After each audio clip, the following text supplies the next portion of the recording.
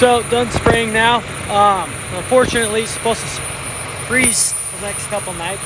I have a little more to do, some Roundup work, but it's going to take a while till we get to it. We got the weekend and a couple windy days. So anyway, so I'm going to kind of just drain everything. And you got to make sure you do that if it's going to freeze even for a night. You know, probably 34 degrees, you don't need to, but anything lower than that, make sure you drain everything. So over here on my truck, I just opened all my water valves up there on the tank. And then I just come and pull the plug out of my pump there. Just make sure everything drains.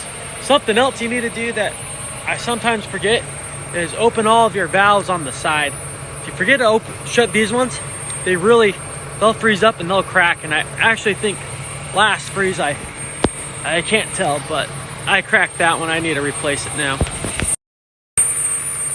Then you'll also need to drain your big tank if it's going to get real cold. It's only supposed to get down to 32, so I'm just going to shut it.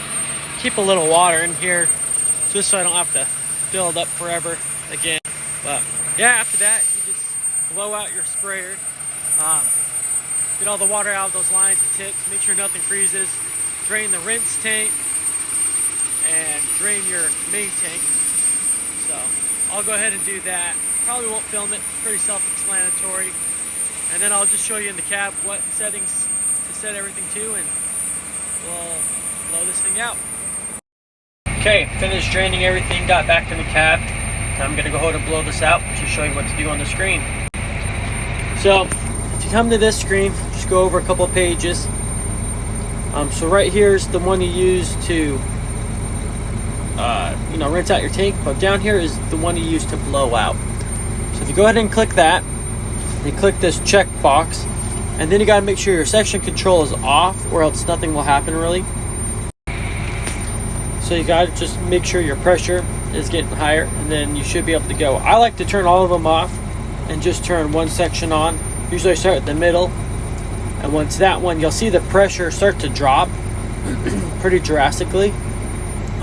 Pretty much go basically to 0, or I think usually hovers around 5. And then once that one's done, I'll click on the next couple like this, and I'll turn that middle one off, and I just work my way out kind of like this till I get them all done.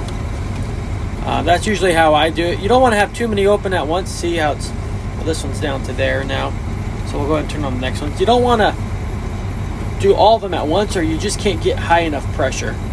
But you'll see this pressure build up, and then once all the liquid's out, it'll start to come down again, and then you know you can go to the next one.